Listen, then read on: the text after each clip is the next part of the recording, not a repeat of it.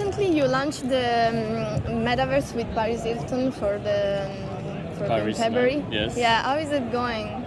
It's been Was doing it, great. Many people have entered Paris land for Valentine's Day and sometime around it. They have been playing the two experience. One is a single player game around the whole universe of Paris with many selfie spots, etc. And another has been dance club called Club XYZ in Sandbox that's been fully reskinned for with Paris as a resident DJ. So her music and people were connecting, dancing.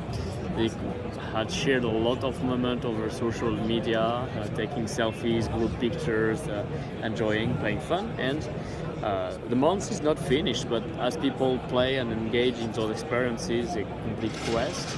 And at the end of the month, there will be 1 million sand total reward being distributed to all the participants. How many people? How many participants? Well, we are waiting for the end of the month to share the metrics right now, but it's good. And I remember, I think it was the Metaverse Summit or something like that. You said that your goal with Sandbox it was to become decentralized. How is it going with this project? So the Metaverse Summit was July last year. Yeah, I think it was right? summer. Yeah. So it's roughly 7 more months, and we're advancing toward that goal. Overall, since we published in the white paper of Sandbox, decentralization is going to progress on a 5 years timeline. This year, it starts with allowing people to open their land directly. And we've been working for quite some months now with one of the leading companies that introduced the DAO for the Yuga Lab and the other side and a few other key projects in the space to design with us the DAO of Sandbox. And we'll be rolling out in different phases, progressively, the decentralization and the governance right on it. And how do you see the future of Metaverse in terms of interoperability? I think it's essential, like the metaverse, like we very often say, like the open metaverse, by opposition to the closed metaverse. Why? It's because we want users to be able to truly own their digital asset, their digital identity, and use it from one world to another in a permissionless manner. We have announced last November at the Web Summit being one of the founding members of the Open Metaverse Alliance, the OMA3, together with CryptoVoxel, Decentraland, Alien Worlds, Upland, Spaces, and many other decentralized projects. And since then, we've created the structure in Switzerland, an organization to be able to onboard more members. We had 1,000 other applications for projects and companies, both in Web 2 and in Web 3, to be part of it.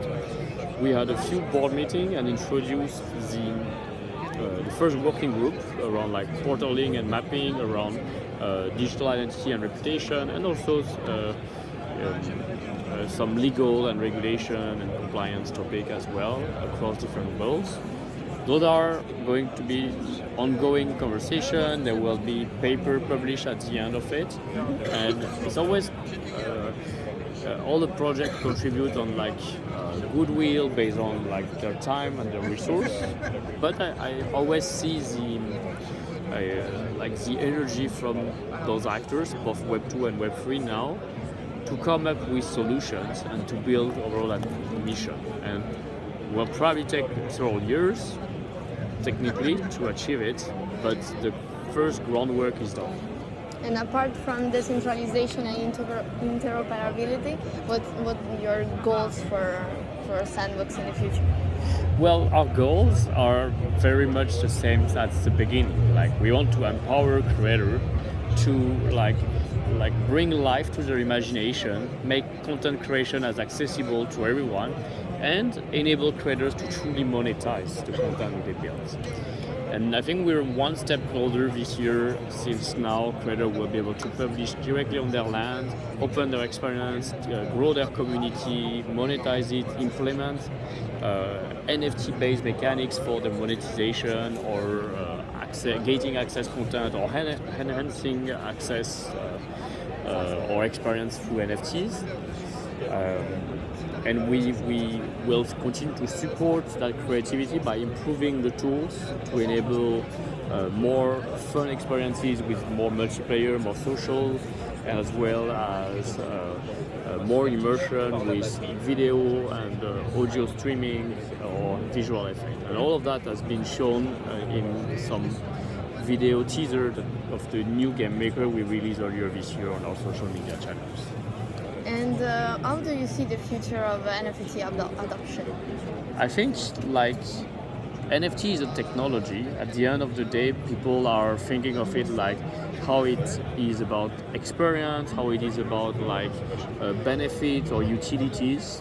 We've seen that like the long-term winner in the space are the NFTs that come up with more utility, and there is not a long gap of time between the moment where you buy or you acquire or you receive an NFT and the moment of time where you can use that NFT effectively within a virtual world, a game, and so on. That's why, for example, when you acquire an NFT that is an avatar in Sandbox, like the rabbits, like we just launched and sold out in 1 hour this week actually, you can already play it straight in Sandbox. You don't have to wait 6 months for or more that the project develop an application so they can start using your NFTs. It's one of the examples, and here the conference shows us like there is a general consensus toward that. And do you think NFTs are so linked with the crypto and prices right now, and it will be different in the future? Well, I think like everyone is exploring how to make NFTs more accessible. Some have come up with fiat on-ramp solution, being able to purchase directly with a credit card, for example, and that worked to some extent. Like people are able to onboard new users to get the wallet for the first time, their first NFTs. We've seen other projects that rely on a different mechanism, like being early on, open edition, etc. What's great is like we don't know what the right solution is, but there is always a lot of experimentation to figure out, and it's the accumulation of all those efforts jointly by the communities that result in the space that keep growing. And in case people don't realize and think like NFT market is dead, we just passed over $1 billion of trading on NFTs again. We're here at NFT Paris. Yeah, there is 11,000 people officially. Yes, and last year it was 500, maybe 1,000 at best. So and those are projects, that very solid projects that at the crossing of culture, of fashion, of art, with relevant speaker on stage. I'm confident that NFT is here to stay. And last question, how many users you have on Sandbox officially? So we have 4.5 million users registered with a wallet, and keep in mind that Sandbox is not yet open to the public. That's coming this year. We had 17 million visitors during the season 3 last year, which was a big event with 100 experiences that opened during that moment. We had 1 million unique visitors around the year across all the different seasons and events. And we still have many events ongoing, like you could play Lunar New Year, Paris Land, we were discussing about it. There are experiences from different projects. AXA has opened an experience called Axadia in Sandbox. Paris in Love, shown by one of the studios on the conference. So there's more and more things you can do as you enter Sandbox. And this year it will open to thousands of things you can do when Sandbox opens. So it's exciting. Thank you so much.